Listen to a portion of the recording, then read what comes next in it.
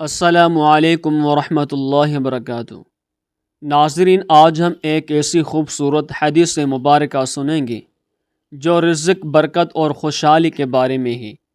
رسول اللہ صلی اللہ علیہ وسلم نے فرمایا، جس شخص کو یہ پسند ہو کہ اس کے رزق میں خوشادگی اور عمر میں برکت ہو، اسے چاہیے کہ صلہ رحمی کرے۔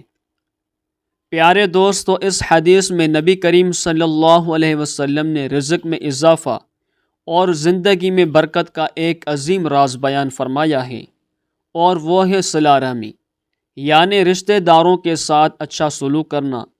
بہت سے لوگ رزق کی تنگی کی شکایت کرتے ہیں، لیکن وہ اپنے رشتہ داروں سے تعلقات توڑ لیتے ہیں، ان کی خبر گیری نہیں کرتے اور ان کے حقوق ادا نہیں کرتے۔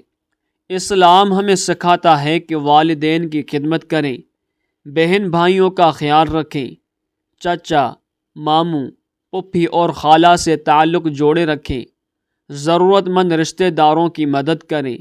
جب انسان رشتہ داروں کے ساتھ حسن سلوک کرتا ہے تو اللہ تعالیٰ اس کے رزق میں ایسی برکت عطا فرماتا ہے جو صرف مال کی زیادتی نہیں بلکہ سکون، صحت اور خوشیوں کی صورت میں بھی ظاہر ہوتی ہے۔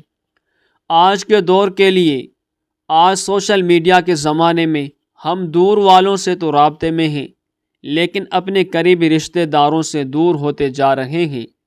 اگر آپ چاہتے ہیں کہ گھر میں برکت ہو، کاروبار میں ترقی ہو، دل کو سکون ملے، تو اپنے رشتہ داروں سے تعلق جوڑیں، ناراضگی ختم کریں اور معاف کرنا سیکھیں۔